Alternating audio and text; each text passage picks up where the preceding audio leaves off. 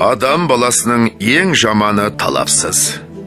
Талап қылушылар неше түрлі болады. Хәм талаптың өзі де түрлі. Хәм сол талаптардың қайсының соңына түссе де, бірінен бірі өнімді тұрлаулырақ келеді.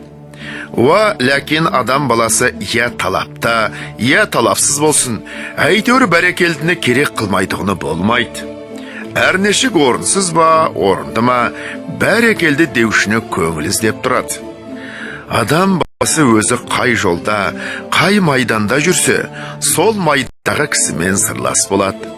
Аның үшін өзге жолдағылардан бәрекелдіні оңды күтпейді. Маған бәрекелді десе, осы өзім менен серіктес сырлас осылар бәрекелдідер дейді. Талаптың ішінде адам баласы көбінесе басына кәдір іздеп, сол талапта болады. Біреуі мал қуып жатыр, сараңдықпен, арамдықпен әйтеуір мал тапсам, мал тапқан ердің жазық жоқ дейтұғын, малдының беті шарық дейтұғын мақалға сеніп, халықтың түріне қарай ит те болса, малдыны сөк алмайды деп. Бұл мәл хәм пайда, хәм қасиет болады бойма дейді. Мұнысы рас қазақтың өз құлқына қарағанда. Бірақ адамдыққа, ақылға қарағанда қазақ түңіл, көңіл жиркендіре тұғыныз. Осыған орай біреу қажек атанамын, біреу батырек атанамын, біреулер білгіш қу, сұм атанамын деп сол қарекетте жүр. Әр қайсысы қазаққа бұлдамақта болып, басына осының бір сыпыра елеу азық болар деген талаппен қылып жүр.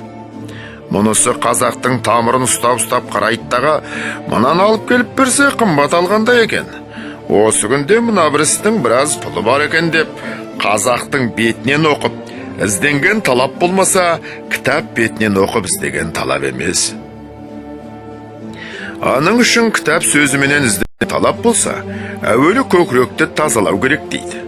Онан соң ғибадат дейді. Қазақтың бетіне қарап, содан оқыған болса, ол талабыңды қыла бер.